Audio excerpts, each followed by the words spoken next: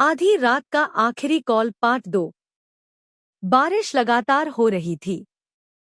अर्जुन के हाथ में वही पुराना फोन था। स्क्रीन पर फिर वही नंबर चमका, अननोन कॉलर। इस बार उसने कांपते हाथों से कॉल रिसीव कर ली। हेलो, कौन? कुछ सेकंड तक सिर्फ सांसों की आवाज आई। फिर धीमी आवाज सुनाई दी, अगर जिंदा रहना चाहते हो तो अपने घर की खिड़की के बाहर मत देखना। कॉल तुरंत कट गई। अर्जुन का दिल तेजी से धड़कने लगा। उसने खुद को रोका, लेकिन जिज्ञासा जीत गई। धीरे धीरे उसने पर्दा हटाया। बाहर सड़क पर काले कपड़ों में एक आदमी खड़ा था। उसका चेहरा दिखाई नहीं दे रहा था। अर्जुन घबरा गया। जब उसने दोबारा देखा, वो आदमी गायब था। अचानक ठक ठक ठक दरवाजे पर दस्तक हुई। इतनी रात को कौन हो सकता है? उसने दरवाजा खोला। बाहर कोई नहीं था, लेकिन फर्श पर एक पुराना लिफाफा रखा था। उस पर लाल स्याही से लिखा था, अगली कॉल आने से पहले इसे पढ़ना मत। अर्जुन ने डरते हुए लिफाफा मेज पर रख दिया। घड़ी में ठीक रात के 12:30 हुए। फोन फिर बज उठा। इस बार वही आवाज बोली, लिफाफा खोलो। उसने कांपते हाथों से लिफाफा खोला। अंदर सिर्फ एक पुरानी तस्वीर थी। तस्वीर में अर्जुन, उसके बचपन के दोस्त रोहन और एक तीसरा लड़का खड़े थे। लेकिन अर्जुन को याद था, तीसरा लड़का तो 15 साल पहले रहस्यमय तरीके से गायब हो गया था। तस्वीर के पीछे लिखा था, हम 3 थे, लेकिन तुमने हमें भुला दिया। अचानक पूरे घर की लाइट चली गई। फोन की टॉर्च अपने आप जल गई। टॉर्च की रोशनी में दीवार पर किसी ने खून जैसे लाल रंग से लिखा था, मैं वापस आ गया हूं। अर्जुन डर के मारे पीछे हट गया। तभी फोन पर आखिरी मैसेज आया, कल रात 12 बजे पुराने रेलवे स्टेशन पर मिलो। नहीं आए तो अगली कॉल तुम्हारी आखिरी होगी। अर्जुन ने स्क्रीन की तरफ देखा, और तभी उसके पीछे किसी ने बहुत धीमी आवाज में कहा, मैं यहीं हूं। अर्जुन पलटा, लेकिन वहां कोई नहीं था। अर्जुन ने पीछे मुड़कर देखा। कमरे में कोई नहीं था, लेकिन शीशे पर किसी ने उंगली से लिखा था, 12 घंटे बचे हैं। उसका गला सूख गया। सुबह होते ही वह अपने पुराने दोस्त रोहन के पास पहुंचा। जैसे ही उसने तस्वीर दिखाई, रोहन का चेहरा सफेद पड़ गया। ये तस्वीर तुम्हें कहाँ मिली? रात। एक कॉल के बाद रोहन कांपते हुए बोला, इस तीसरे लड़के का नाम कबीर था, और उसकी मौत नहीं हुई थी, वो गायब हुआ था। अर्जुन हैरान रह गया। लेकिन सबने तो कहा था कि वो नदी में डूब गया था। रोहन ने धीमी आवाज में कहा, वो झूठ था। उस रात हम तीनों पुराने रेलवे स्टेशन गए थे, और वहां कुछ ऐसा देखा था जिसे हमें कभी नहीं देखना चाहिए था। इतने में अर्जुन का फोन फिर बजा। इस बार वीडियो कॉल थी। स्क्रीन पर एक अंधेरा कमरा दिखाई दे रहा था। एक कुर्सी, और उस पर बंधा हुआ एक आदमी। चेहरा दिखाई नहीं दे रहा था। फिर कैमरा धीरे धीरे ऊपर उठा। वह रोहन था। अर्जुन ने घबराकर रोहन की तरफ देखा, लेकिन रोहन तो उसके सामने ही बैठा था। दोनों ने फिर फोन देखा। वीडियो में बंधा हुआ रोहन अचानक मुस्कुराया और बोला, जिसके साथ तुम बैठे हो वो रोहन नहीं है। अर्जुन ने धीरे धीरे अपने सामने बैठे रोहन की तरफ देखा।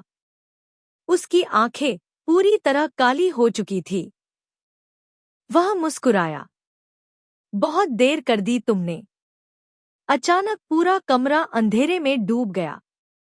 जब लाइट वापस आई, रोहन गायब था। टेबल पर सिर्फ एक चाबी पड़ी थी, उसके साथ एक पर्ची। Locker number 13, old railway station. घड़ी ने रात के 12 बजाए। फोन फिर बजा। इस बार सिर्फ एक वाक्य सुनाई दिया।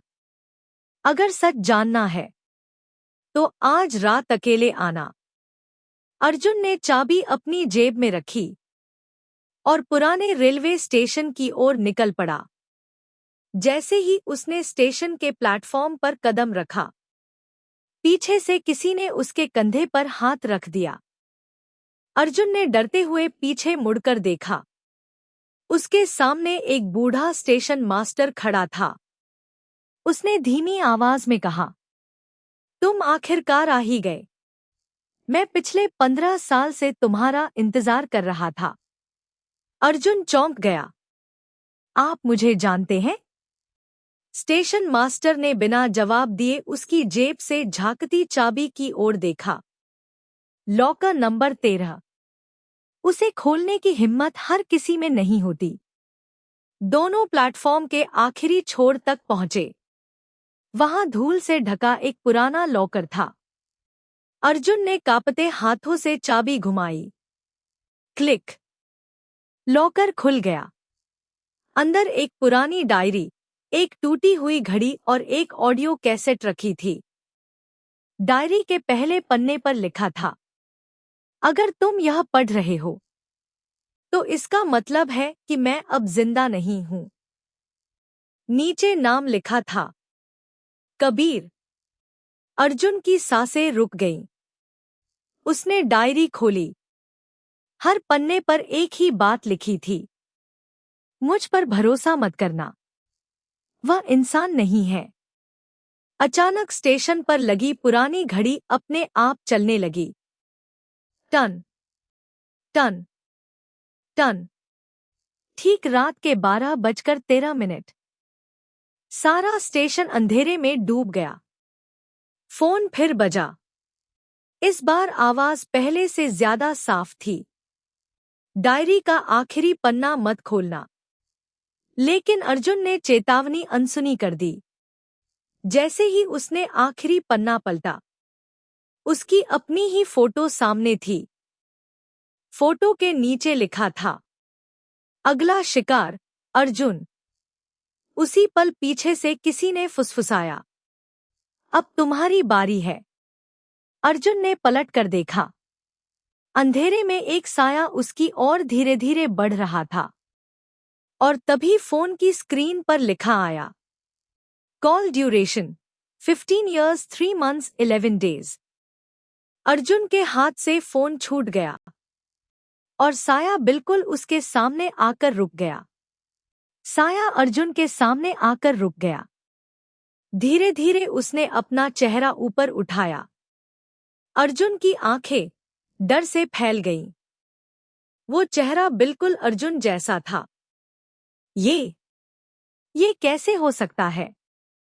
साया मुस्कुराया। मैं तुम्हारा अतीत हूं, जिसे तुमने 15 साल पहले उस रात यहीं छोड़ दिया था। अचानक पूरे स्टेशन में तेज हवा चलने लगी। डायरी के पन्ने अपने आप पलटने लगे।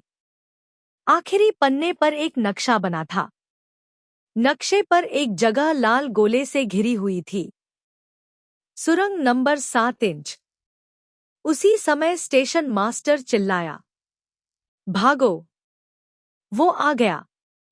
जमीन जोर जोर से कांपने लगी। दूर से एक पुरानी ट्रेन बिना इंजन की आवाज के स्टेशन में दाखिल हुई। ट्रेन की सभी खिड़कियों में लोग बैठे थे, लेकिन उनके चेहरों पर आंखें नहीं थी। ट्रेन अर्जुन के सामने आकर रुक गई। दरवाजा अपने आप खुला।